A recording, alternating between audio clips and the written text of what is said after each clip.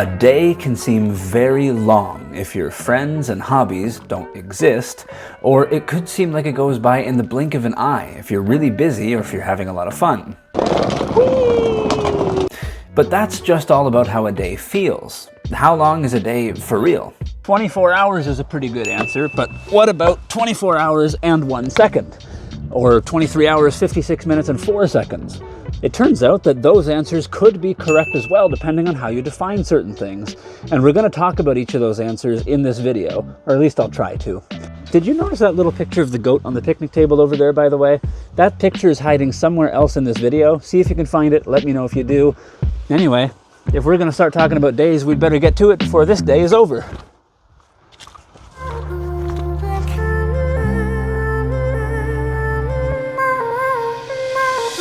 1972 was an unusually long year, and I'm not speaking from experience. In a leap year, it clocked in at 366 days, but if you were to look really closely, you would see that it actually took 366 days and 2 seconds.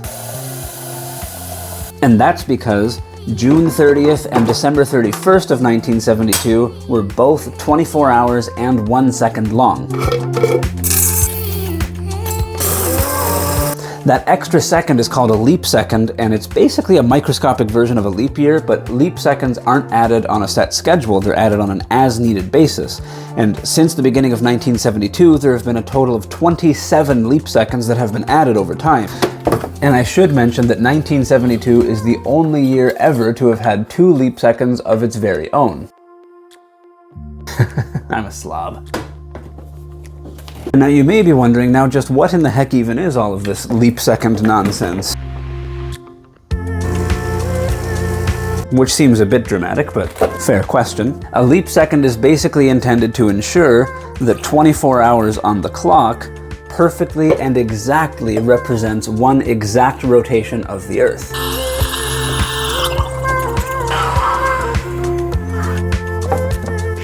I've never mastered latte art, so there's not going to be any in this, I'm just going to dump it in. See, sometimes the Earth kind of loses its enthusiasm for spinning, and so as it's going around, sometimes it slows down a little bit, meaning that a day is actually going to take a little bit longer than 24 hours to complete when measured with these like unreasonably precise clocks. But what could cause the Earth to slow down in its rotation? Actually, it could be a few different things. It could be the pull of the moon's gravity that's kind of dragging on the Earth and slowing it down. Or even things like a massive earthquake that redistributes things on the Earth's surface. And so when this happens, a leap second is added in to kind of counteract the fact that the Earth slowed down a little bit. But what if the Earth was to speed up instead? Would we add in a negative leap second? Turns out, yes, there's nothing stopping us from doing that. It's just never happened yet, but it might soon. Because of how things are swirling around in the Earth's core, it's actually speeding up a little bit right now, and so sometime in the next few years, we may need to add in a negative leap second, meaning that we may all collectively experience a day that is 23 hours, 59 minutes, and 59 seconds long. And all of that is just to ensure that on average, over time, 24 hours represents one exact rotation of the Earth. But even the concept of like what is one actual rotation, that's weirder than I originally thought.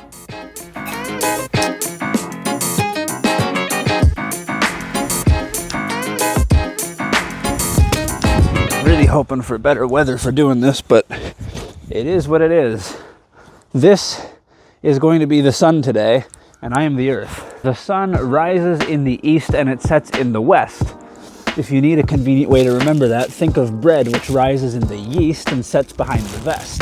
And where I live in the northern hemisphere, the sun seems to go from left to right across the sky, but that's only because we on the surface of the Earth be rotating from right to left as we go around. After one rotation, the sun appears to be in the exact same spot in the sky as it was 24 hours prior. And that's kind of the whole point.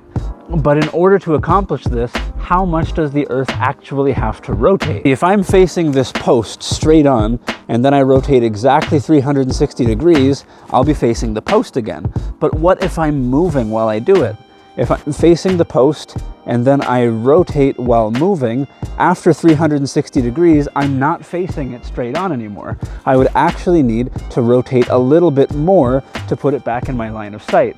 And that's what's happening with the Earth as it rotates while going around the sun. It needs to rotate more than 360 degrees in order to get the sun back in the same spot that it was one day prior. And so this 360-degree rotation actually takes the Earth 23 hours, 56 minutes, and 4 seconds to complete. But a 24-hour day, which we all know and love, is how long it takes the Earth to rotate 361 degrees. And that day, the 361-degree day that lasts 24 hours, is called a solar day because it's perfectly based off of putting the sun back where we saw it initially. But that 360-degree rotation that doesn't perfectly put the sun back in the same spot, that's called a sidereal day. It's compared to the background stars. Now let's think about what would happen if we used sidereal days instead of solar days.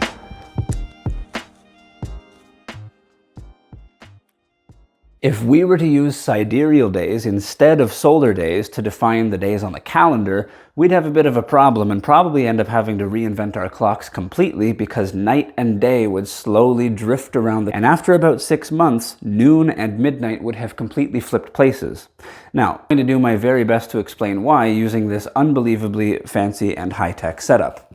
So, let's think about what a sidereal day is. A sidereal day is any 360-degree rotation of the Earth, and so compared to all the background stars, a sidereal day basically gets you pointing back at the same stuff that you started out pointed at, okay? So, let's say that right now we're calling this noon when you're facing over here. And actually, let's make it a little easier. I'll give you this thing to focus on. We're going to call it the constellation Pisces because it's vaguely Pisces shaped. So let's just put that over here and say, hypothetically, when your part of the Earth is facing Pisces directly, that's noon. The sidereal day is a 360-degree exact rotation, and boom, you're facing that again, and it's noon again. But now let's add in a very familiar star, the sun. Congratulations, it is April Fool's Day, so when you try to look at Pisces, you have a problem because the sun is directly in your way.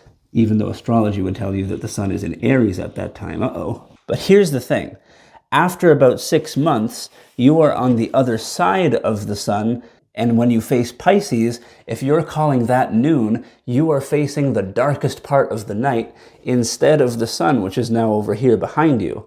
And that would be really weird to keep calling that noon, because how it works with solar days is noon is essentially the part of the day where you're facing the sun most directly.